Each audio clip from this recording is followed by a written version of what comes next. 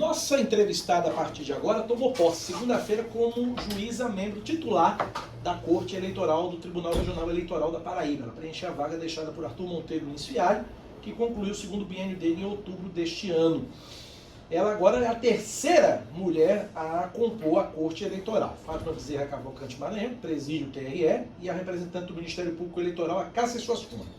Essa terceira mulher que está aqui no estúdio, conversa com a gente a partir de agora, Maria Cristina Santiago, advogada conhecida como Kio. Doutora Maria Cristina, bom dia, seja bem-vinda à Rádio Band News FM. Bom dia, Cacá, bom dia, Cláudia, bom dia a todos os ouvintes da Rádio Band News FM. É uma alegria estar aqui com vocês novamente. E aí, é sempre gratificante esse reencontro aqui com vocês e com os ouvintes. Antes da gente falar, me mate uma curiosidade, de onde é que saiu esse apelido Kio, hein? Esse apelido Kio foi dado por uma tia minha, Helena Cristina, que meu nome também é em homenagem a ela. Na minha família, ou as pessoas se chamam Helena ou se chamam Maria, em razão do meu nome, da minha mãe e de minha avó. Certo. Como minha irmã é Maria Helena, eu fiquei por Maria Cristina, que era o nome de minha mãe, e o nome de Cristina, que era o segundo nome da irmã da minha mãe mais próxima. E aí, Helena Cristina disse: Maria, tem um apelido que eu acho tão lindo, que é de uma pessoa que eu conheço lá em Recife, e é Kio. E esse apelido pegou de uma forma que, quando as pessoas sabem que meu codinome é Kio, imediatamente já passam a me chamar assim. E assim ficou. E o Kio foi bastante massificado durante a campanha para a OAB, né, que você disputou. E eu lembro que a época falava sobre o sonho de ter uma mulher à frente da OAB, porque a ordem, apesar, já tem quantos anos? 90 anos. No caso, a época da eleição, 2021, era 90. Hoje já são 91. Pois é, então nunca teve uma mulher no comando. Então eu queria que você falasse sobre isso também, já que a sua ida para o TRE deixa de lado esse seu sonho de estar presidente da OAB, ou adia esse sonho?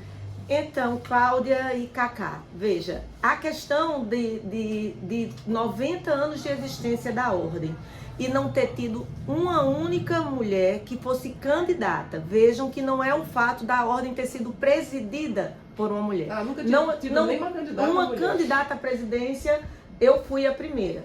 E aí você vê a necessidade que há nessa luta por uma inclusão e representatividade. É importante, Cacá e Cláudia, que vocês entendam que a nossa bandeira não é unicamente por uma questão sexista ou de gênero. Eu me candidatei como uma outra pessoa qualquer inscrita na ordem, sendo que, além de advogada, além de reunir as competências para postular esse local, também tinha, e isso era necessário que se dissesse, o fato de eu ser mulher. O mesmo eu chamo vocês para pensarem um pouco a respeito do TRE na vaga de jurista, na vaga da categoria titular. A última mulher que integrou, que ocupou essa vaga que hoje eu ocupo, foi há exatos 37 anos atrás, com a professora Maria do Livramento Bezerra. Desde 1985. No caso dela, Cacá e Cláudia, foi de 83 a 85. É importante que esse hiato, essa distância, ela, quando nada, ela nos convida a uma reflexão. Vocês observem que 37 anos é um tempo razoavelmente longo. Existiram outras mulheres que ocuparam a condição de jurista, mas na vaga substituta, que foi, no caso, Fátima Lopes, em memória, que aqui eu rendo minha homenagem a Fátima. Mônica Figueiredo também esteve lá.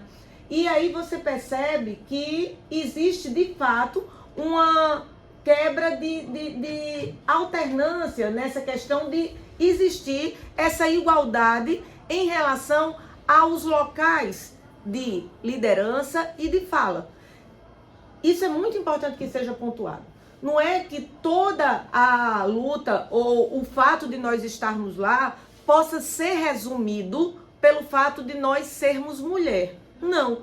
Mas é importante que se pare e pense que é interessante que cada vez mais exista políticas inclusivas. E aí a gente tem que render, sim, homenagem ao nosso TRE Paraíba, que durante as últimas eleições abriu um canal, Cacá e Cláudia, para que houvesse denúncias quando fosse verificada a ocorrência de violência política de gênero e também desenvolvimento de políticas públicas para a inclusão, para projetar essa maior participação.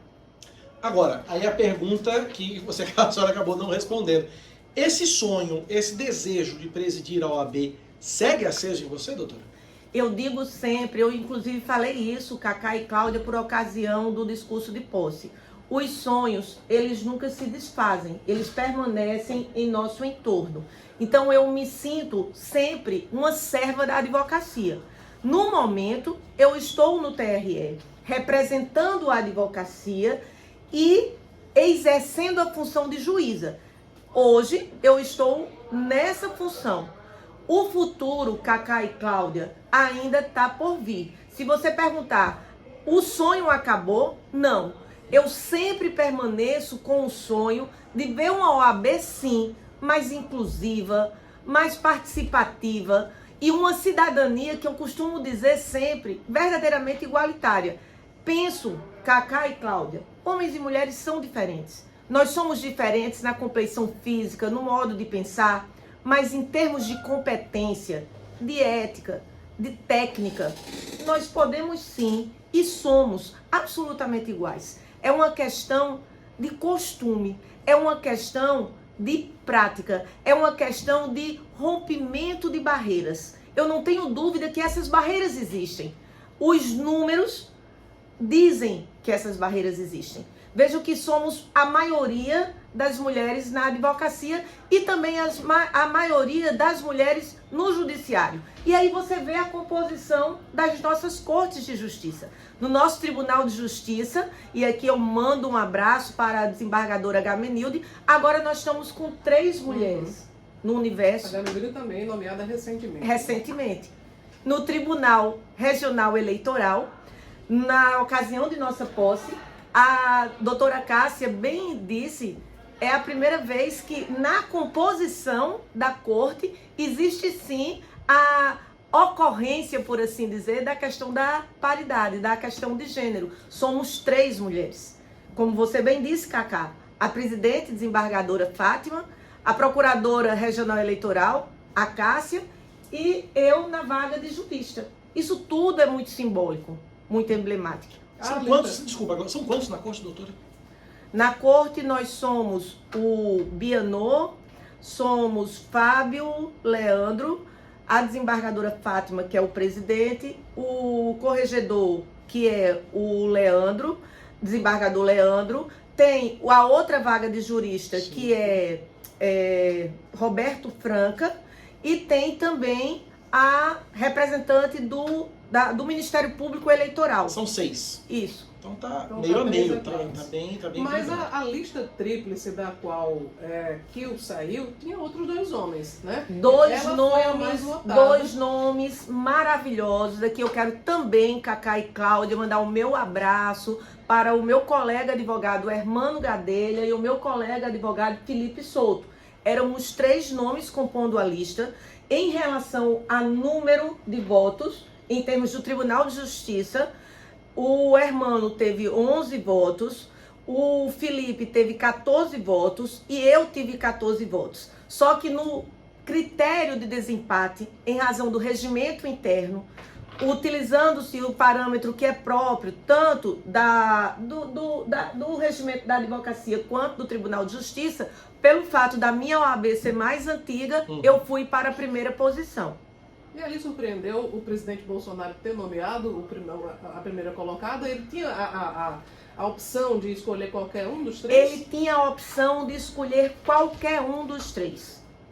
Não tinha, por mais que exista a questão de posição, primeiro, segundo e terceiro lugar. Normalmente existe uma convenção e os detentores de poder escolhe aleatoriamente, dentre aqueles 3, qualquer nome que quiser.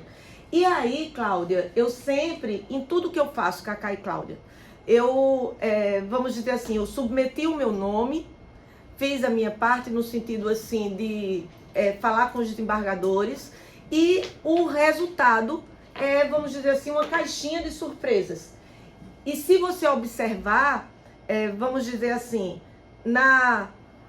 extraoficialmente, o nome mais cotado, eu sei que não era o meu. Apenas isso.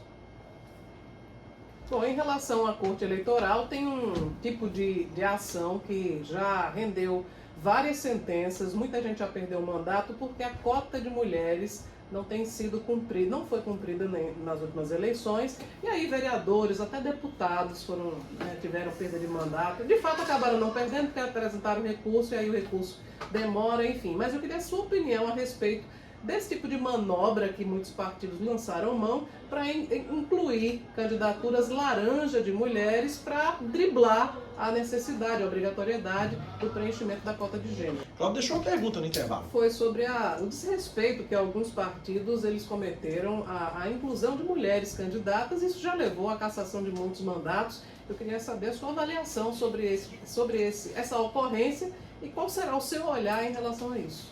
É importante, Cláudia, que nós nos lembremos que a educação ela é premissa para que se alcance uma evolução em determinadas questões que precisam ser modificadas.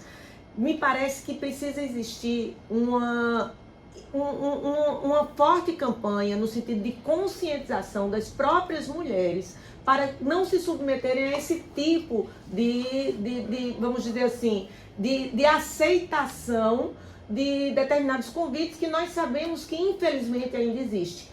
Eu digo sempre que tem uma questão que a gente chama até de teto de vidro, que é quando, justamente para poder preencher aquele percentual das políticas públicas afirmativas da questão de gênero na política, faz com que sejam convidadas mulheres ou para ocupar cargos que não sejam de liderança e de empoderamento, mas também que sejam laranjas. Nós iremos fazer de tudo para combater essa prática, seja de forma preventiva, a partir de uma conscientização, de campanhas educativas, quanto também numa questão me parece que faz parte da efetividade da justiça eleitoral, você ter como essa resposta, você dá, vamos dizer assim, o que a sociedade espera, que é a questão de um processo eleitoral que garanta a soberania popular e que garanta o desejo do povo.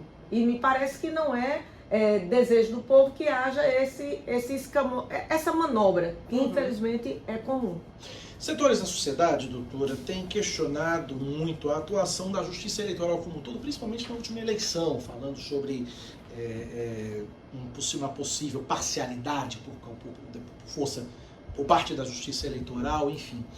Não vou pedir opinião à senhora a respeito desse posicionamento seu com relação a isso, mas eu queria saber como é que a senhora enxerga essas acusações, como é que a senhora enxerga essas afirmações de setores da sociedade atacando poderes como a justiça eleitoral, por exemplo. É importante, Cacá e Cláudia, que haja um absoluto respeito pelas instituições e pelos poderes constituídos constitucionalmente. Me parece que sempre, quando há um processo eleitoral muito acirrado, sempre nós teremos vencedores e vencidos. Faz parte, por assim dizer, das regras do jogo. E me parece que a justiça eleitoral, tanto do TRE Paraíba quanto do TSE, ela tem procurado sempre manter a independência e a imparcialidade. Para que você, inclusive, tenha um judiciário forte, é necessário que seja respeitado o que me parece que vem sendo a questão da impessoalidade, da ética, da independência.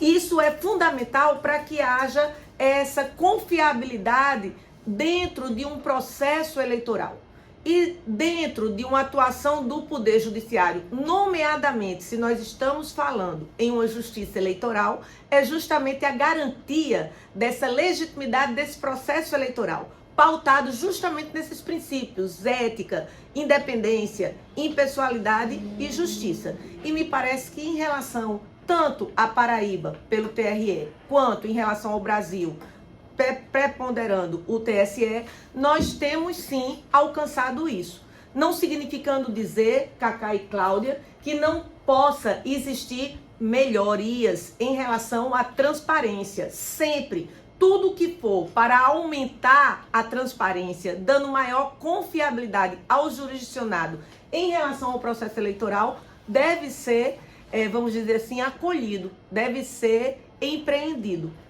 Cláudia, para a gente finalizar.